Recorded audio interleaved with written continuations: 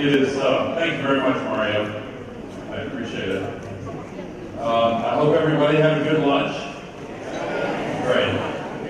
So we are moving from the local focus to the national focus, and appropriately, I think we're going to focus on the Philippines' national policy.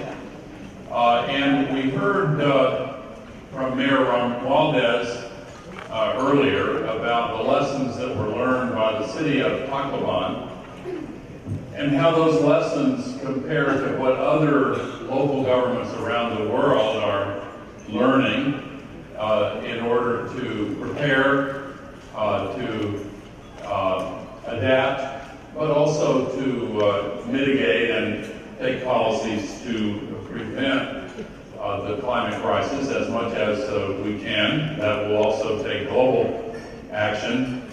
But we are now going to hear from the preeminent leader on national climate policy here in the Philippines. And it is my great honor to introduce her. I have known of her activities for quite a long time. Senator Loren Legarda is truly a leader, and her work here in the Philippines has attracted attention from her peers in other nations around the world.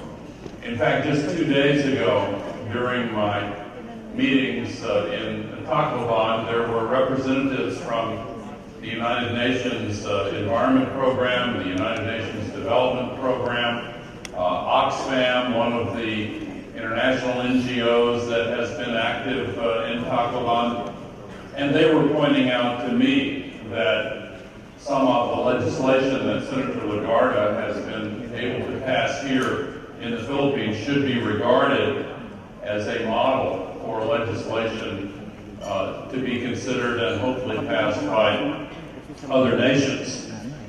In her efforts to solve the climate crisis, Senator Legarda has been persistent, she has been innovative, and she has been imaginative. Throughout my career, I have had the opportunity to work with lawmakers in many, many countries. But she really stands out because in the early days of her advocacy, responding to the climate crisis, she was almost alone. And some of you know in your countries that years ago, when there were very few people talking about the climate crisis, they were sometimes regarded as if they were living on another planet. But as events have continued to drive the reality of the climate crisis, Senator Legarda's wisdom is now much more widely recognized. And I continue to be impressed with her work on the Senate Climate Committee. She also happens to chair the Senate Finance Committee now, which helps a lot.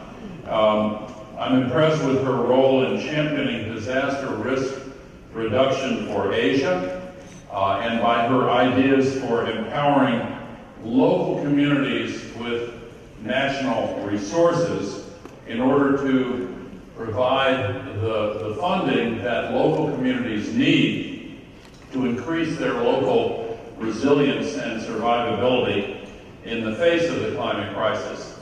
And on the mitigation and prevention side, she has been a leader there as well in advocating for increased emphasis on renewable energy and other environmental steps that will benefit the Philippines and should be emulated elsewhere.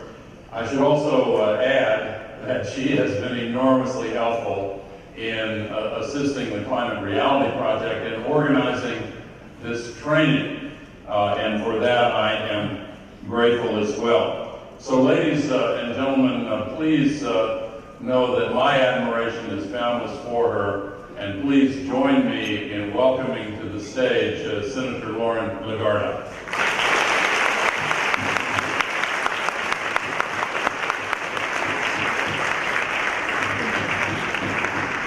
Thank you. You said such Thank you. Of course. Hi.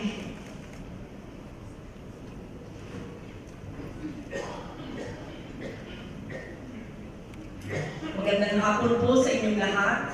Good afternoon to all of you. I'm used to public speaking for 30 years, but I've never been so nervous and so awed to be introduced by someone who's bigger than life, who has embraced climate. Thank you, Mr. Gore. Not in my wildest dreams, I'm a fan, sir. Former Vice President and fellow environmental activist, Al Gore, fellow workers in the climate arena, climate warriors. This is an honor I've looked forward to for some time now, to be with a fellow environmental activist, an enlightened man like Al Gore, who has taken a personal devotion, not just to thought, but most importantly, to take decisive, urgent action on climate change. I'm not sure if there's been anyone who has had the unique honor of being bestowed the Nobel Peace Prize, together with a Grammy and an Emmy Award, but these accolades certainly speak volumes about Mr. Gore. Thank you, Mr. Vice President. Thank you, Ken Berlin. Thank you, Mario Molina. Thank you, Don Henry. Thank you to his Tennessee staff and the Climate Reality Project for coming to the Philippines.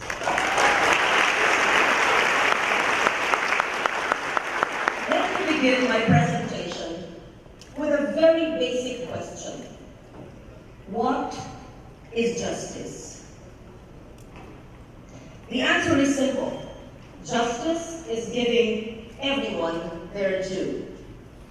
My next question is something I want each of us to reflect on and relate to the concept of justice. Do the future generations deserve the kind of climate we are leaving behind?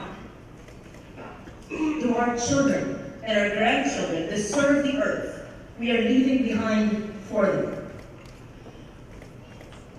The air that we breathe, we have polluted it to alarming levels. Despite the 1999 Clean Air Act, which I enacted into law in my first term. Why are we smoke belching? Why are we allowing industry to pollute the air that we breathe? Our waters, what have we done with the basic source of life? Why are we using our rivers, our bays, our lakes, our protected areas, our marine protected areas as garbage dump sites? Decades ago, the Pasig River, the Laguna de Bay, were the most beautiful, scenic bodies of water. What have we done to it? Our forests have been denuded. Despite the EO of the president, illegal logging continues, causing more environmental disasters and leaving many species, our rich biodiversity, homeless. And what about our minerals that took 55 million years to form? Do we intend to extract them, these minerals, in just 30 to 50 years, even if future generations will have nothing left? This is exactly how we have treated the benefits we receive from nature, from natural resources. This is the mindset of an extractive and consumptive economics, actually a flawed model for progress and development. Now we are in the face of a climate crisis. I believe we are gathered here today because we all want to be a part of this global effort to limit the Earth's warming and allow our communities to adapt to climate change that is clearly inevitable. The Philippines' geographical location makes it prone to natural hazards. And climate change, we all know, is making it worse. The injustice here is, and it's very clear in the Philippines, is that we are a very minor emitter of greenhouse gas emissions. with only 0.3%. But still, we are among the most vulnerable to climate change impacts. Sana or Ondoy, as you very well know, in 2009. Haiyan or Yolanda in 2013, and many more in between, and many more to come. In last year's climate change negotiations in Paris, the Philippines, as chair of the Climate Vulnerable Forum, which then President Nasheed of Maldives and I talked about in 2009, it was just an idea and a concept. And with the help of the United Nations, President Nasheed initiated it upon our suggestion in our UN mission in 2009. And 6 years later, the Philippines is now the chair of the CBF. The Philippines led a call to limit warming to 1.5 degrees Celsius to be able to survive. Governments convey the message that they are determined to act to achieve the goal of limiting the world's rise in average temperature, and I quote, to well before or below 2 degrees Celsius, above pre-industrial levels, and pursuing efforts to limit the temperature increase to 1.5 degrees Celsius. The 2015 Paris Agreement is clearly a landmark agreement in the history of humankind. However, its aspirations will clearly not happen on its own. Bending the global warming curve to 1.5 degrees Celsius is a moral imperative. It means saving the lives and livelihoods of hundreds of millions of people. It means upholding the human rights of the poor and the vulnerable. It means ensuring the integrity of our ecosystems, of our protected areas. And in the Philippines, we have the best law in 1992, the National Integrated Protected Area System. And just last year, I authored and we passed in the Senate the enactment of all these NEPA's law, and Mundita is here from the DMV and DNR, into law. We're just waiting for the lower house to see the light and pass what the Senate has passed. 115 protected areas, terrestrial, marine, all over the country. I wish that you would tell your congressman to pass it in the lower house. The dream of a safer world needs the cooperation of all countries, of every man, woman, and child. Otherwise, we are creating our own worst nightmare. Global warming has already reached the 1 degree Celsius level. With unprecedented warming in the past months, we have borne countless tragedies and losses from recurring impacts of extreme weather events under a 1 degree Celsius global warming. But how much more with higher temperatures? In fact, the 2 degrees Celsius warming above pre-industrial levels is no longer a prognosis. It is actually a reality. And we know that early this month, unofficial data shows that average temperatures in the northern hemisphere likely exceeded the 2 degrees Celsius above norm, even only for a few hours. But I reckon that we are taking part in this training exercise for the next 3 days to discuss the theoretical dimensions of climate realities. We are here not to speak about how we've fallen short for climate efforts over the past century. We're here to build skills, to share solutions and experiences, and to take our climate agenda to the next level. In taking action, however, we face daunting challenges that confront us. And heading the list is coal. The Sustainable Development Energy Nexus requires an urgent examination of how we can tap on the power of innovation and technologies to provide for the energy we need in a sustainable and inclusive manner. In reflecting on this, I wish to invite your attention to the following facts. First, 1.1 billion people globally have no access to electricity, and Asia accounts for 615 million. Second, energy decisions have mainly been rooted on affordability and expediency as primary considerations.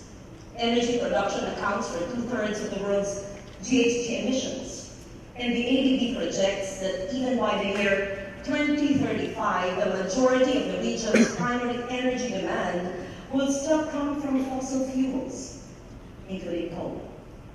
Third, more than half of the global population live in cities. And again, the ADB report, and I would like to quote, cities consume 78% of the world's energy and they contribute more than 60% of all carbon dioxide and other greenhouse gas emissions, while covering only less than 2% of the Earth's surface. But cities will not stop from growing, but they have to find more sustainable and efficient ways of providing and using energy. Economic growth and boosting energy security, however, need not compromise the world's future. The World Energy Outlook Special Report cited that over the past 2.5 decades, global carbon dioxide emissions increased by more than 50%. And since the year 2000, the share of coal has increased from 38 to 48 or 44% of energy-related carbon dioxide emissions. The annual carbon dioxide emissions of the power generation sector increased by an average of 1.2% in the last decade of the 20th century. It has turned for the worst between 2000 and 2014, when the average annual rate of increase accelerated to 2.3%. A so-called development loop, with massive volumes of steel and cement being produced to build cities and industries, and so did carbon dioxide emissions double from 1990 to today. Clearly, the development we saw these past decades did not deliver us from the great economic divide that separates us from the more affluent countries. It has only drawn us closer to the menacing uncertainties of climate change. There is, however, one indisputable fact in all of these. The power sector has become one of the largest toxic polluters in the world. Now, what route is the Philippines taking? It is projected that globally, coal will be the slowest growing fuel in the decades to come. It may be hard to believe, but it is actually happening, because we've seen the diversification of the power sector from coal in many countries. And the projections are bold. They say that the share of coal is now declining. Coal demand will only grow by 0.8% on the average per year. But this growth accounts for the growth in India and in ASEAN. And the Philippines regrettably figures in this scenario. By the year 2030, the Philippines would need an additional 13,137 megawatts of power capacity, more than half of which is expected to be generated from coal-fired power plants. In fact, 25 coal-fired power plants have been granted permits and ECCs, which are either now operational, under construction, or will be constructed. Philippine consumption of coal has been on the upswing, which increased by 27% between 2012 and 2014. If global projections point to a decline in the share of coal in power generation, why then is the Philippines taking the opposite track? The explanation given is simplistic. It's anchored in simplistic assumptions.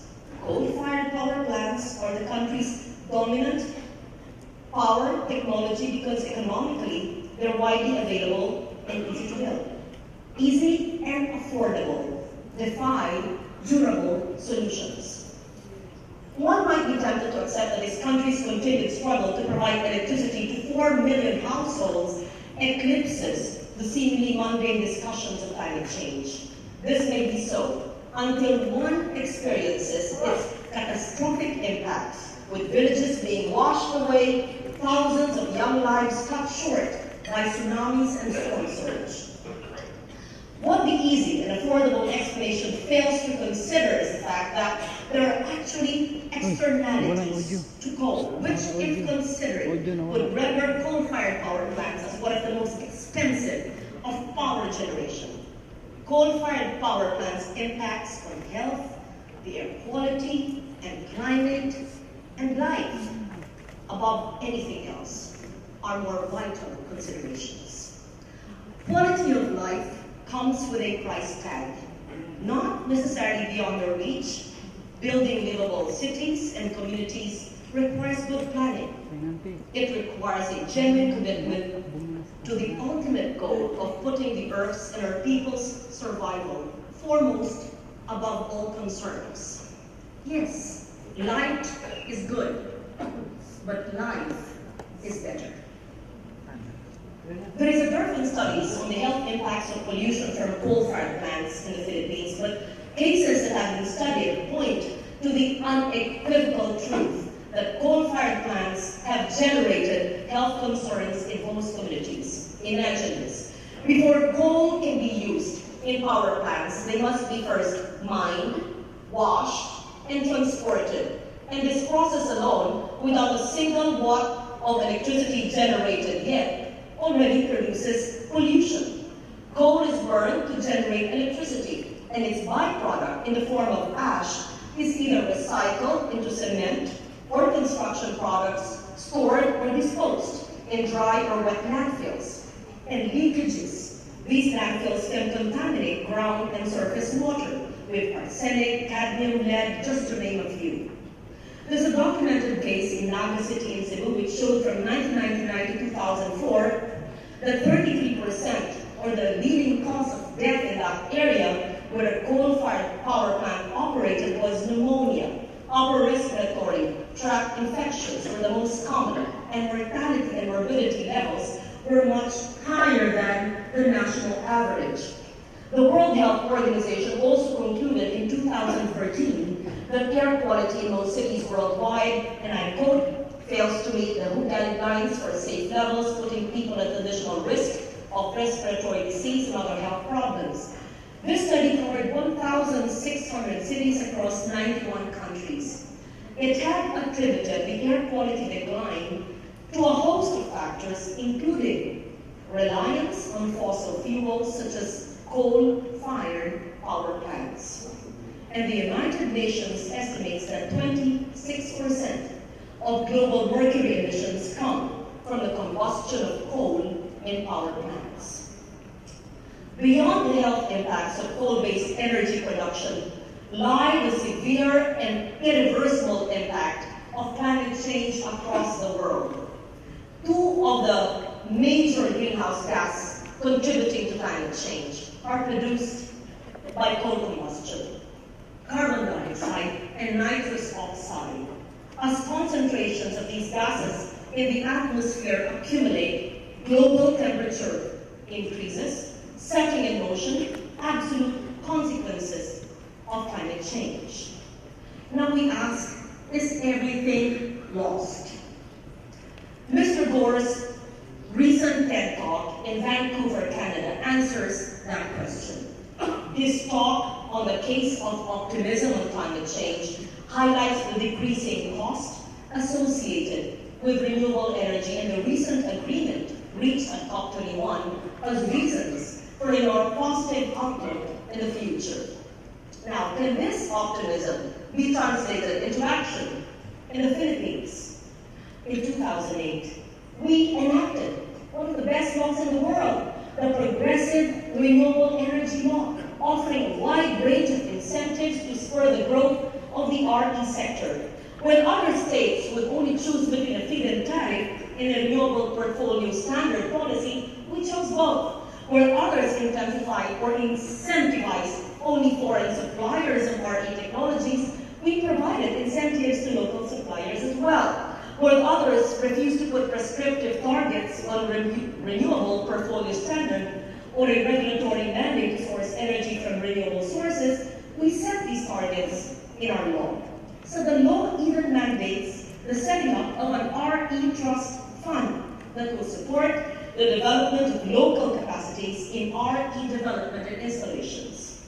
At the time the law was enacted, people considered that RE sources like wind and solar would become a very, very small share of the energy mix. But since then, we've seen installations increase with hundreds of megawatts of solar and wind in excess of even the DOE's targets back then. And in fact, the country was the first in Southeast Asia to deploy large-scale wind and solar technologies. But still, we are far, far away from tapping and maximizing the potential of RE. There have been estimates of the U.S. National Renewable Energy Laboratory that says that the Philippines has 246,000 megawatts of untapped renewable energy capacity. And that's 13 times of what we have from sun, tidal ocean power, wind, geothermal, biomass, and hydro sources. This is 13 times more than our current installed capacity. Failure to develop these capacities would be unforgivable. Renewable energy currently accounts for 1/3 or 33% of the country's energy mix. And I can say that we've reached considerable progress, but we can't stop just yet, especially with the approval of the more than 20 coal plants which will be set up in the next 5 to 10 years. We should have a good energy mix where there is a clear bias for renewables.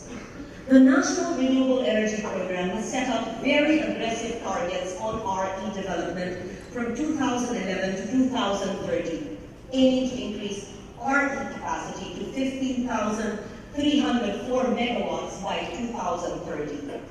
We have all the legal framework I mentioned, the feed-in tariff, the net metering, the renewable portfolio standards, the green energy option, the renewable energy market, and many other fiscal incentives. There have been challenges in our efforts to fast-track the development of our RE resources. Impacts on electricity pricing have been a major consideration among our regulators, particularly as we already have one of the highest electric rates in the world. But we take note, and we thank the Department of Energy on streamlining the RE application process from pending service contracts of 2 years to only 45 days. With the onset of technological innovations in energy, achieving universal access to clean energy technologies is actually within reach.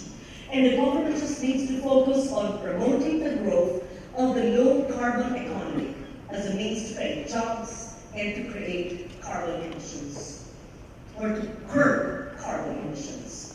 We've seen how other countries have generated jobs in the RE sector. 650,000 jobs have been generated in Europe. 75,000 citizens have generated jobs in the wind industry in the US, and more than 100,000 in the solar industry in the United States. It has been found that renewables, as opposed to fossil fuel industries such as coal, often produce higher value, better paying, cleaner, healthier jobs. And with hundreds of thousands of untapped renewable energy potential and the legal framework to develop RE in the Philippines, renewable energy is sure to create thousands of good jobs for Filipinos. Renewable energy is recognized as a long-term solution to the global effort to address the climate crisis. It could also help mitigate the environmental impacts of our expanding energy use. Last December in Paris, 196 countries took a stand, and I quote, "Development, they say, need not come at a cost of the Earth's survival. Economic growth may be achieved with energy-related carbon dioxide emissions staying flat. Countries around the world have shifted to RE, accounting for nearly half of all new power generation capacity in 2014, with its costs continuing to fall.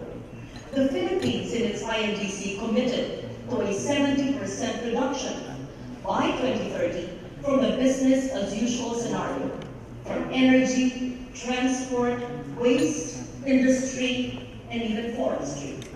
We also committed to building the resilience of our communities and promoting inclusive growth in accordance with a Sendai framework for disaster risk reduction in March last year in Sendai, Japan, and the Sustainable Development Goals adopted in New York in September 2015. We now enter a new era of development, which challenges us to do more, to do better, and to be more innovative. Delivering on our commitments to these global frameworks is our way of telling and showing the world that though we are vulnerable, we are not incapable. As a legislator, I will make sure that this happens. In the forthcoming 17th Congress, and I'm glad I'm not a re-electionist, that I will continue to be there till June of 2019. I will introduce energy efficiency bill as part of our country's decarbonization effort. We will also monitor the implementation of compliance with the Clean Air Act, the Clean Water Act, the Solid Waste Management Law, the Renewable Energy Law, the People's Survival Fund, the Environmental Education Awareness Act, the Disaster Risk Reduction Management Act, and the Climate Change Law. All of these laws from 1998 to 2016.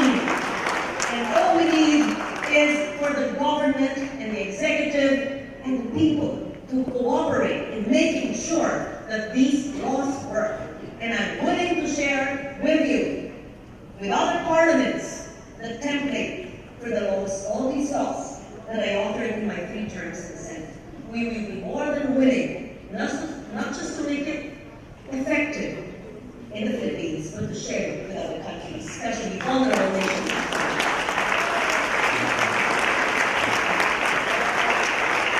And we will also push for the progressive reduction of the least efficient coal-fired power plants, and we will work towards banning their construction.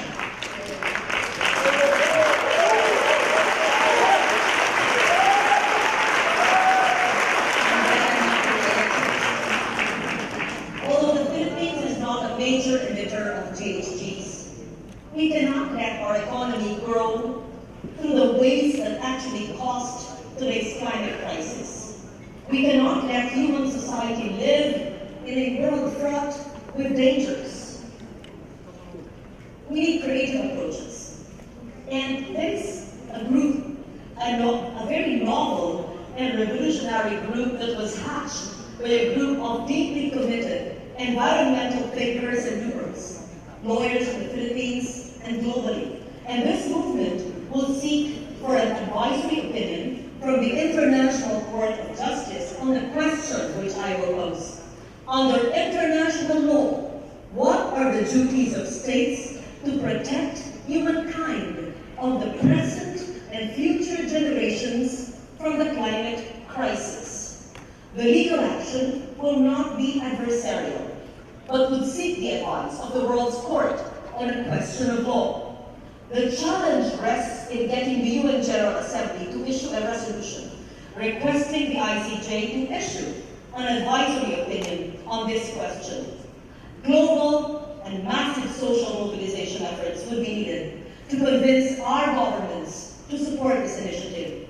Let us all utilize the latest in information technology to reach out to our governments, to convince them to support this proposed resolution that will seek this advisory opinion from the ICJ. Friends, the situation we are in requires urgent, massive, and effective action. Perhaps I should not say, let us all get involved, because we already are. The world is not just about us. There is a future, and resources need to be protected, conserved, for those who will be born beyond our time. It is a clear injustice to let future generations suffer the irreversible consequences of our irresponsible actions.